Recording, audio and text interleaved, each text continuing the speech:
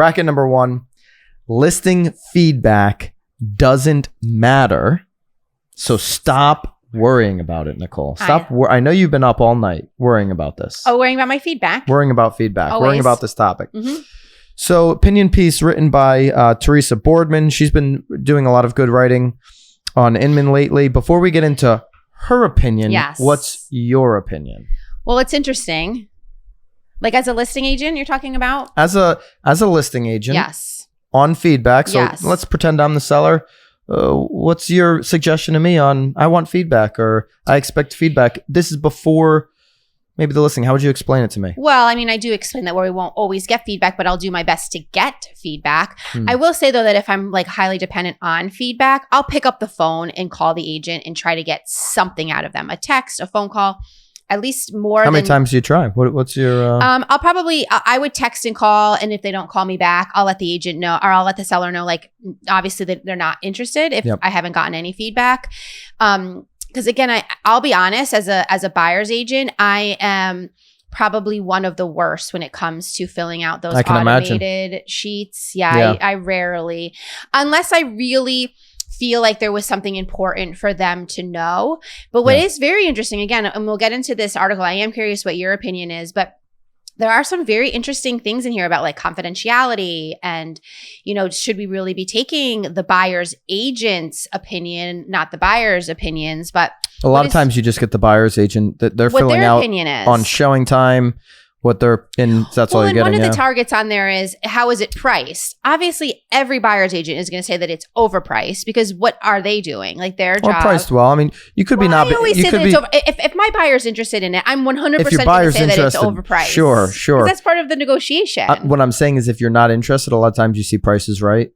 Somebody's not interested in that property. So if not interested, how's the price? Just right. Well, I do not interested, and I said it just doesn't suit their needs. But I don't even get into pricing. You don't recommend price if they're not interested? No way, not at that point. All right, so Teresa says it doesn't matter how easy it is to provide feedback through technology now. What about what would you? I'll give mine.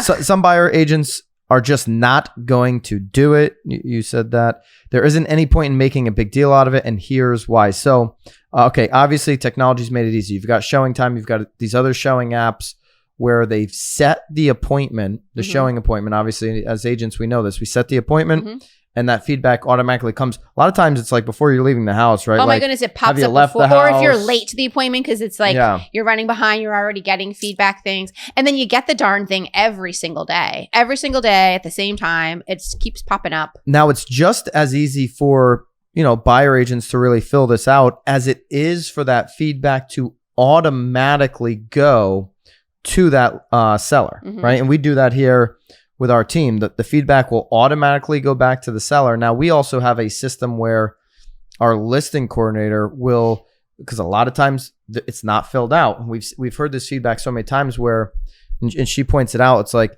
hey, just have it automatically sent. And basically her thing is have it automatically sent and tell your sellers we're not going to get 100% of feedback. So educate them ahead of time. And it is what it is. It is what it is. Maybe I clip that little thing in there. You know what I'm talking about there? I don't. It is what it is. But, you know, so you may not get the feedback, right? We take it the next step where our listing coordinator will actually go and try to, you know, get this feedback from that buyer agent. But great point is that you made, you're getting the buyer agent's feedback. You're not really often getting the true feel from the buyer. And if they're not interested, what does it really matter? If you're working price as a listing agent, you want to collect feedback potentially. Well, I think at that point, you know, that's when you make the phone call. Hey, listen, I know you had a showing. Any feedback, you know, you can give me would be greatly helpful. Because again, it's been sitting on the market for 30 days and I want to know. So, I mean, that's when you start tapping into your relationships with the agents and not necessarily what truly the buyers think. But sometimes you should have just done a better job educating them up front on the price of the market. You know, you knew the market. You can, if the market's shifted in 3 weeks or 6 weeks since being on, you can show them the changes in the market. You have the data.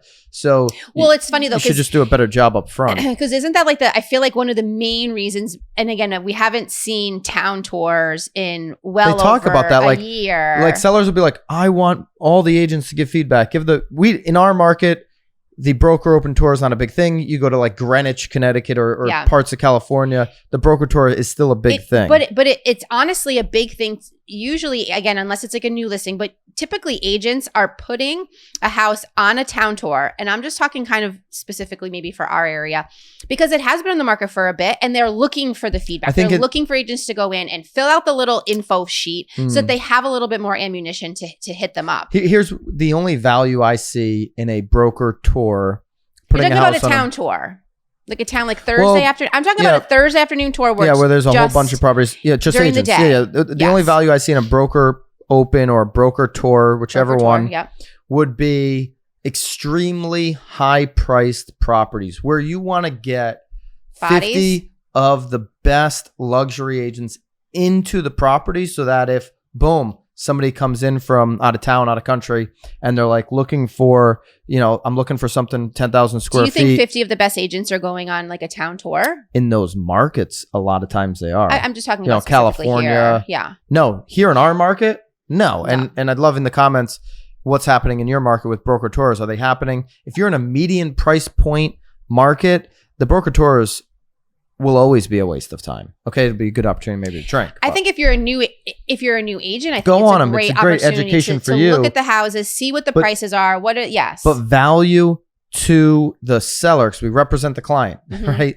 So let's focus on that for a minute. When you're representing the client's best interest in a medium price point, the broker tour, and we're getting a little bit off topic. Broker tour does not make any sense. So going back to the feedback here, Teresa says technology is saving the day. Yet there are agents now who get very upset when they don't get feedback. Have you ever come across one of these agents, one of these listing agents who's yelling about the feedback? I have agents on our team that have mentioned that other agents have mentioned that I've been in the business for 25 years. I've never seen an agent not, 25? This is just me I've never seen an agent not give me feedback. Where is the feedback? You've had that line? Oh, people say some I've never had that line. I have stuff. had agents on the team though that said, hey, like I saw so-and-so and she mentions how you never give feedback. So can you, and that was their way of asking that agent for feedback. Like make sure you're not like Nicole and don't give feedback. And that's why you have a reputation on this feedback, huh? Yes, so. So she says, how useful is it to know if the buyer thinks the home is a 3 or a 4 as opposed to the other homes seen that day? I mean, that's a great, what does that even mean? Well, and she's saying that we don't even know the other homes that they did see. So again, this is all requiring a phone call in my mind. Because if it is a 3, as the listing agent, hey, let me know what other homes you've seen. Because if you're basing it on a 3, but I'm at the lower end of that price point, of course, a $200,000 home, hopefully, is better than mine. It's probably bigger and it probably has that master bathroom. We owe our clients confidentiality and should probably ask permission before sharing anything that a client says about the property. So that's talking about the buyer, right? Yes. Like, hey, maybe what if the buyer says, I am giving no feedback? Teresa's point here is that they owe the seller nothing. I agree. Yes. The seller has chosen to sell their property, right? Which means marketing the home and which means accepting tours on your property if you want to get the most money. I guess you could try to sell it without having tours and without having private showings and open houses and all that. But you've taken the steps to allow showings. That buyer doesn't owe you anything. Just like for the seller, you get an offer that comes in under your asking price or you get an offer you don't like. You don't owe it to the buyer to negotiate, to move, to make anything work, right? You both have your positions, respect each other's positions, know that this is a business transaction, and where you go with feedback a lot of times is the emotional side. Right. How dare they not give me feedback? Well, and that's super interesting. I let them into my house. They were here for 37 minutes. Right. Well, and in this article, though, it does talk about that even it could backfire because when they do give feedback and then that buyer does put in an offer, does it then turn the seller against that buyer and they start, peacocking? So I really like her angle and I agree 100%. Yeah. The buyer doesn't owe feedback. And so you can't get blood out of a stone. If the buyer agent can't get feedback, or the buyer agent's not willing to give feedback because of a strategic position that they are taking. Maybe they're going to go look at other 3 houses. Maybe 2 of those 3 are the top choice, but they're going to come back to this one potentially as a fallback in this market. I miss out on these 2 offers. If this is still on the market, I may come back. I think so at you could have some strategy there. Well, I think though at this point though too, I will write that in. If I do have a buyer that is interested, but this is the beginning of their tour, I don't necessarily give feedback. I'll put in there, hey, my buyer is really interested. Please let me know if you get any offers. So my punchline is, this is an emotional, oftentimes when the seller is really passionate about feedback, this is more of the emotional side.